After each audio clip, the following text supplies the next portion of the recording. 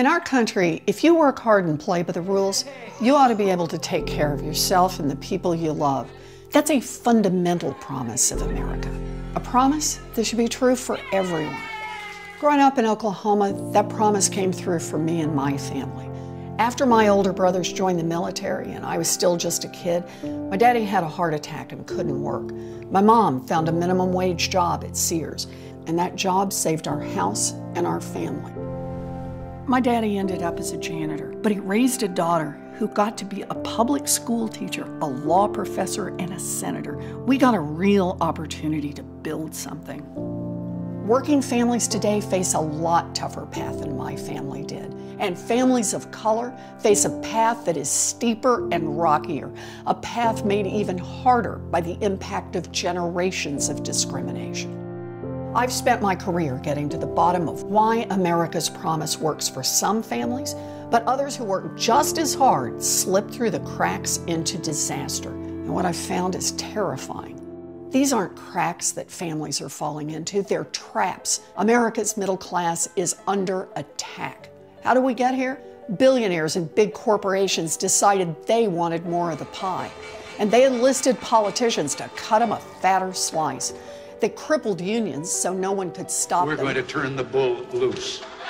Dismantled the financial rules meant to keep us safe after the Great Depression, and cut their own taxes so they paid less than their secretaries and janitors. It's time to write the rules for the middle class. After Wall Street crashed our economy in 2008, I left the classroom to go to Washington and confront the broken system head on. Elizabeth Warren, apparently not afraid to tangle with Wall Street. Elizabeth Warren is heading into the lion's den. Mrs. Warren goes to Washington. She did. We created America's first consumer watchdog to hold the big banks accountable. A woman who has warned of another meltdown if Washington doesn't straighten up. I never thought I'd run for office, not in a million years. But when Republican senators tried to sabotage the reforms and run me out of town, I went back to Massachusetts and ran against one of them.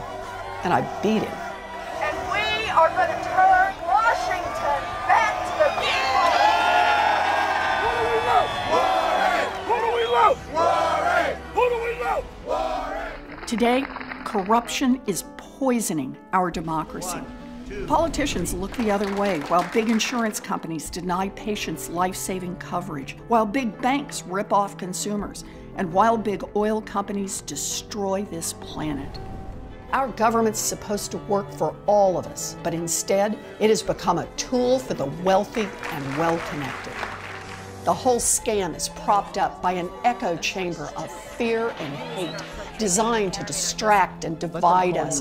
People who will do or say anything to hang on to power point the finger at anyone who looks, thinks, prays, or loves differently than they do. Build that wall. But this dark path doesn't have to be our future. We can make our democracy work for all of us.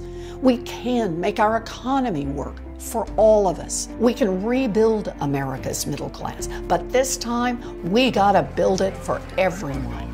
No matter where you live in America, and no matter where your family came from in the world, you deserve a path to opportunity, because no matter what our differences, most of us want the same thing: to be able to work hard, play by the same set of rules, and take care of the people we love.